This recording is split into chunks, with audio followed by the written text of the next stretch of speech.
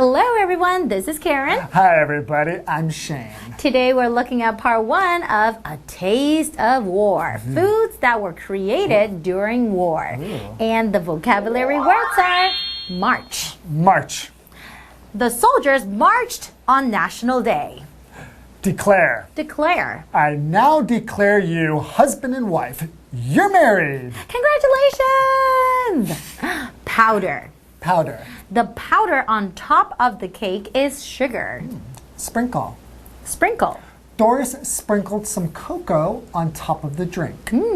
Syrup. Syrup. I like my pancakes with syrup and butter. Oh, lots of syrup and butter. That sounds really, really yummy. But we're talking about a taste of war. So can they have something like pancakes? I think it's pretty rare when you're in war that you'll have something great like pancakes. Usually it's stuff that can last long, right? Won't spoil. I know. For example, the supermarket sliced bread. Ah, this was popularized because of wartime, right? Yes, because when you compare, the supermarket sliced bread with the homemade bread, actually they can last longer.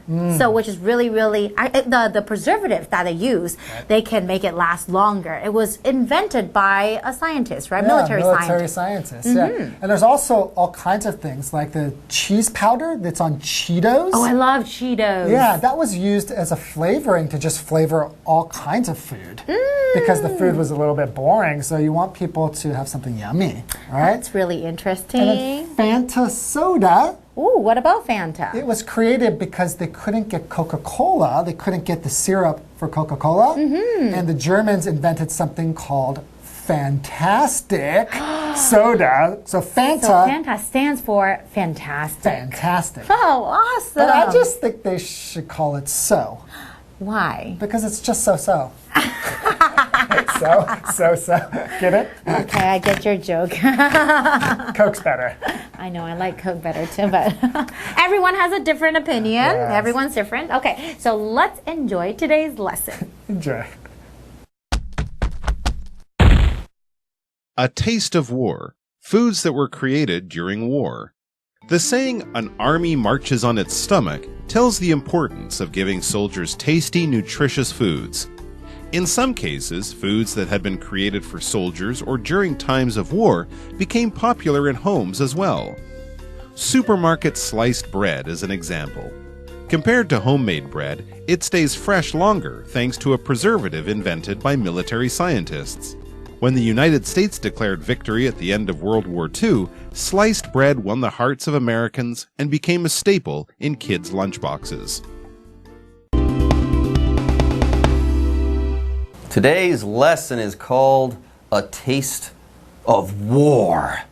Foods that were created during war. Part 1.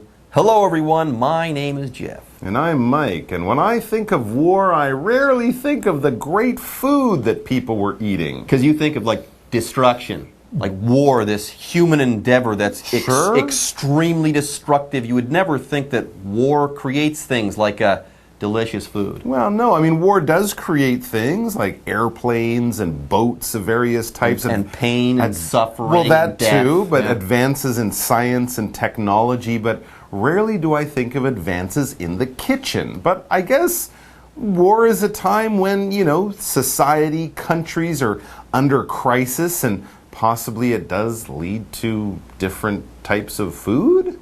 Hey, it's not clear what they're trying to say here, so let's go ahead and start reading from our article. Maybe we'll gain some clarity on the matter. The saying, "an army marches on its stomach," tells the importance of giving soldiers tasty, nutritious foods. Yes, if soldiers have to fight all day or march all day, you are going to need to feed them well, or else that army is going to fall apart. Absolutely. What is it to march? To march is basically to walk in step like a soldier. We've seen those soldiers in parades and they're all walking left, right, all at the same time, all at the same pace, with the same feet moving exactly in time. That is what it is to march. To march like a soldier, to walk like a soldier with a very regular pace along with everyone else. For example, the soldiers marched on National Day. Yeah, they usually march past the president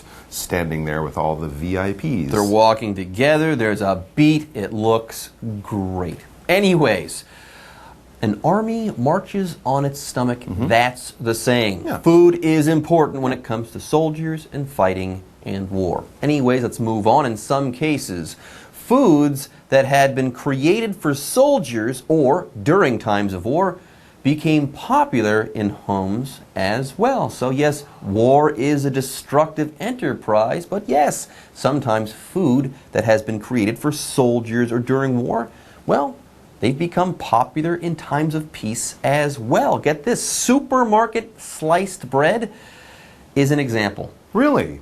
Sliced bread apparently is a product of war. It's true. Often when you go to a traditional bakery, the bread comes in a loaf, one whole large piece of bread. But yes, that stuff we find in supermarkets or convenience stores in a plastic bag is already sliced. It's already cut into pieces. Why is that? Well, it says compared to homemade bread, it stays fresh longer thanks to a preservative invented by military scientists. When the United States declared victory at the end of World War II, sliced bread won the hearts of Americans and became a staple in kids' lunchboxes. Yet to this day, when kids go to school in America, they bring that brown paper bag with them, and in that brown paper bag will probably be a sandwich that was made using sliced bread from the supermarket.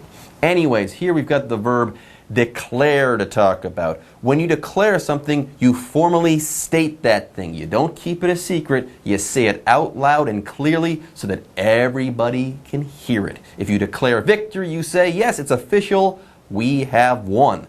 But you can also declare war. You're saying, okay, we are officially fighting now. For example, I now declare you husband and wife. You're married. It's official. Wow. I said it. I pronounced it. Okay, you're a justice of the peace or a minister in a church or something like that. Well, there you go. An official announcement is something we might declare. And I declare that it's time for a break. I was hoping you were going to say that. All right, folks. Yes, it's time for a break, but don't go away. We'll be back soon. I do declare. I do declare. Hello， 大家好，我是 Hanny。我们都知道战争是很残酷的，它所带来的是灾难、不幸跟毁灭。可是这2天的课文是要介绍比较正向的东西，我们来看看一些有战争渊源的食物。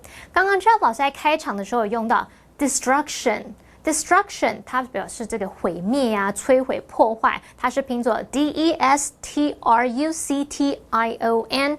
那它的形容词呢，就是把最后的 I-O-N 改成 I-V-E 变成 destructive。Destructive 就是形容毁灭性的、具有破坏力的。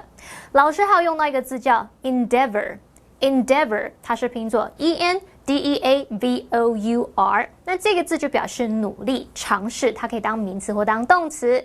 好，课文一开始用到一句俗语，他说 An army marches on its stomach。字面上的意思就是说，先填饱肚子，军队才能前进。那这就像中文说的兵马未动，粮草先行。这句话就是在说明给士兵好吃又营养的食物的重要性。好，那这边来看一个单字 march。March 它当动词可以表达行军或是齐步走，那这个字也可以表达抗议游行。那么补充单字 nutritious。Nutritious 它是用来形容有营养的或是营养价值高的。那我们第一个要介绍的这个跟有战争渊源的食物就是超市的切片面包。这是因为有了军事学家发明一种防腐剂，使得超市的切片面包它可以保鲜的更久。那在2次世界大战结束，美国宣布胜利的时候，切片面包成功虏获美国人的心，它就成了儿童午餐便当盒里面的主食了。好，文中用到 preservative 就是防腐剂。那么 staple staple 就可以用来表达主食，或是用来表达主要产品、主要内容。那我们再来看单字 declare 这个动词它表示宣称、宣布或是表明。接回到课文中。A taste of war. Foods that were created during war. Cheetos also had military beginnings. The orange cheese powder that coats this corn puff snack was created during World War I to have a long shelf life and to add flavor to army food. Soldiers used it on almost everything, from sandwiches to potatoes. After the war, it came to be sprinkled on puffed corn, giving birth to Cheetos. I know it sounds weird, okay? But sometimes war creates food. Supermarket sliced bread, that is a product of war. And get this, Cheetos are also a product of war. Yes, Cheetos also had military beginnings. You mean those crunchy sort of corn-based cheese-flavored snacks? With the tiger on the tiger? The tiger on the bag. Yeah. Okay, Cheetos. Really? I never knew that Cheetos went to war. It says the orange cheese powder that coats this corn puff snack was created during World War I to have a long shelf life and to add flavor to army food. All right, two things here. First of all, it's not really Cheetos that went to war, it's the orange cheese powder that gives the snack its cheesy taste and that orange color. That makes it a little easier to understand. But here's even more surprising. This is over 100 years ago. World War I was 1914 to 1918. Who knew that orange cheese powder had been around that long? And why did they invent it? Well, it had a long shelf life. This cheese powder could stay good for a long time, kind of like our sliced bread. Sure. And it added flavor to the sort of boring and bland and tasteless army food. Because powder is basically a dry, dusty substance. We might put powder on our skin to absorb moisture, to keep our skin smooth and soft, or certain types of spices might come as powder too. If you like to put cinnamon into your coffee, that might come as a light, dusty powder that you sprinkle over tops of things. For example, the powder on top of the cake is sugar. Sometimes people sprinkle it over. It's not grains. It's sugar, but it's been crushed down even further. Exactly. It's not like a grain, like a piece of salt or sand or sugar, but a very dusty, light thing. You can blow the powder away very easily. Anyways, more on this cheese powder, this long-lasting cheese Uncle powder. Uncle Sam's cheese powder. It's not cheese, but hey, if you put it on something, it tastes something like cheese. Anyways, soldiers used it, this powder. They used it on almost everything, from sandwiches to potatoes. And after the war, it came to be sprinkled on puffed corn, giving birth to Cheetos. Oh, little Cheetos, baby. Something like that. But yes, the soldiers came home from World War I, and they missed that orange powder that tasted kind of like cheese that they put on everything. So someone got this idea of sprinkling it on puffed corn, and well, that's where Cheetos came from. Those veterans just loved their Cheetos. Anyways, let's talk about this verb sprinkle. If you sprinkle something, you kind of scatter that thing so that it covers something thinly or irregularly. So the idea with these pieces of puffed corn wasn't to cover every square millimeter with the orange powder. Just throw some of the orange powder on there, make sure some of it sticks, and you're okay. Yes, sprinkle it, disperse it, scatter it, so that it covers it okay, or it does a good job of covering things. Anyways, let's go ahead and take a look at an example sentence for the verb sprinkle. You could say, Doris sprinkled some cocoa on top of the drink. Okay, folks, with that, it is time for us to take a break, but don't go away. When we come back, we'll be learning more about foods that were given birth to by war, human conflict. 好，下一个要介绍的食物是 Cheetos 奇多玉米棒。同学们应该有吃过或是听过这种零食吧？它的零食包装上面有一只猎豹。好，奇多玉米棒呢，它是把玉米经过高温膨胀所制作而成的膨化玉米点心。那这种点心上面有覆盖橘色的 cheese 粉。那一种 cheese 粉在1次世界大战期间发明，目的就是要帮军中的伙食来增添风味，并且让它的保存期限会变得比较长。那课文提到说，士兵们把这种 cheese 粉用在几乎是所有的东西上面，像三明治啊、马铃薯什么什么想得到的食物全部都加。好，那战争过后呢，人们就渐渐把 cheese 粉撒在膨化的玉米点心上面，于是奇多玉米棒就诞生了。搞不好是那些退伍军人太想念那种 cheese 粉，才促使这种点心诞生的。那我们顺便学一下 veteran。veteran 这个字是拼作 veteran，veteran 就可以用来指退役军人、后备军人。好，那再来看文中2个单字 powder 它表示粉末。Mike 老师提到有些人会在咖啡里面撒一些肉桂粉，那老师说的 cinnamon 就是肉桂，它是拼作 cinnamon。好，下一个单字 sprinkle 就是撒。那么 Jeff 老师用到2个动词，第一个是 scatter 它是拼作 scatter， 这个动词表示撒或者散布。第二个动词是 disperse， 它拼作 disperse， 这个动词表示使什么散开或是分散。好，我们另外文中有用到 coat 这个字，不是大衣哦，它在这边当动词表示给什么涂上啊，给什么裹上一层什么东西的。那么 shelf life 在这边是指食品的保存期限。好，那么再来看到 puff 它是指吹气膨胀， puffed corn 就是指膨胀的玉米。接回课文中 A taste of war. Foods that were created during war. Today, Fanta is a famous soda, but its beginnings were humble. The soft drink was invented in Germany to take the place of Coca-Cola. When World War II began, the Coca-Cola Company's German branch could no longer receive the syrup used to produce the soft drink from the United States. Thus, it created a new drink to satisfy the market and called it Fanta, short for fantastic in German. Next, everyone, we're going to be talking about Fanta, the soda, the soft drink. I'm not a huge fan of Fanta, but you know what? This is kind of interesting. I had no idea that Fanta was also a product of war. Cheetos, and now Fanta. Yes, today Fanta is a famous soda, but its beginnings were humble. That's right. The soft drink, Fanta, the soft drink was invented in Germany to take the place of Coca-Cola. So Fanta was invented to replace Coca-Cola. Now, why did they need to replace Coca-Cola? We read on and it says, when World War II began, the Coca-Cola Company's German branch could no longer receive the syrup used to produce the soft drink from the United States. So Germany and the United States were enemies during World War II.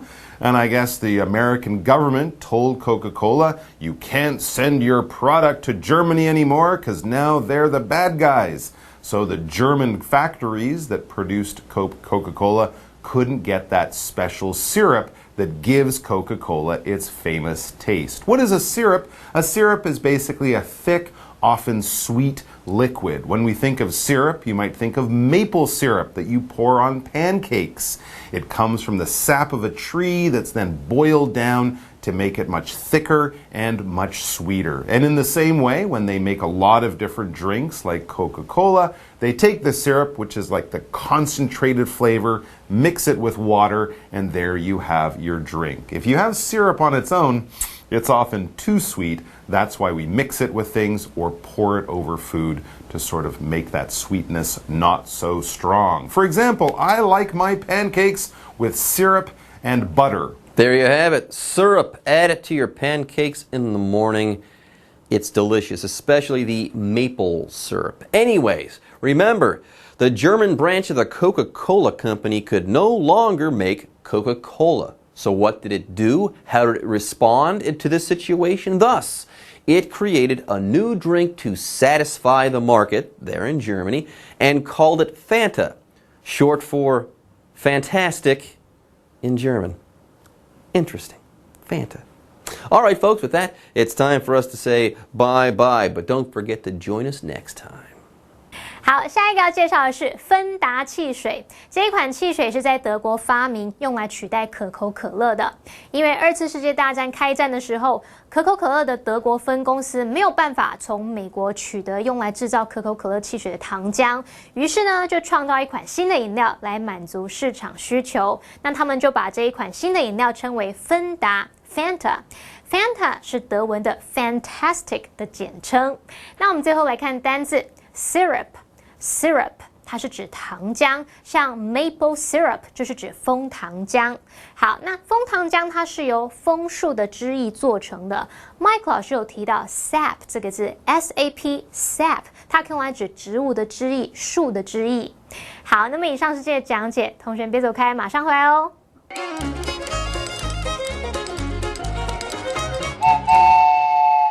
大家好，我是 Hanny， 欢迎收看我们的文法单元。今天要介绍的文法重点有3个，第一个是 come to 加原形动词，第二个是 give birth， 第3个是 take the place of 什么什么。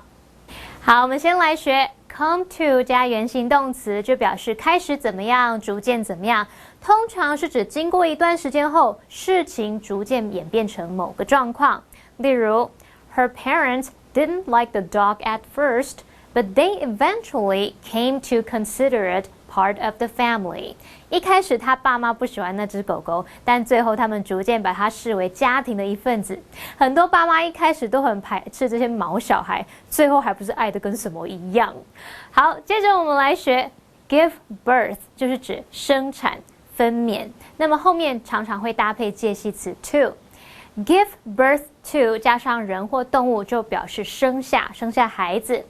Give birth to 加上事物就表示使什么产生，使什么诞生，或是创造出什么。来看2个例句 Their cat gave birth to 5 kittens. 他们的猫咪生了5只小猫。The revolution gave birth to a new nation. 那场革命让一个新的国家诞生了。最后我们来学take the place of 什么什么。好，片语 take the place of 就表示代替、取代，其中的 place 是当名词，表示地位。那我们后面可以接人或是事物来表达取代某物或是代替某人的地位等等。那么它也可以写作 take somebody's place 或者是 take something's place。来看2个例句。Do you think that e-books will eventually take the place of paper books? 你认为电子书最后会完全取代纸本书籍吗？搞不好以后都是用 AR 或是 VR 的技术在看书，你就想象一下，你躺在床上，然后书就投影在天花板上面，然后手一挥又翻面。完美的宅宅人生哎！好，下一个例句 Dave was too busy to attend the meeting, so he had his secretary take his place. Dave 太忙碌而没办法出席那场会议，所以叫他的秘书代替他。好，以上是今天重点整理，我们下次见喽，拜拜。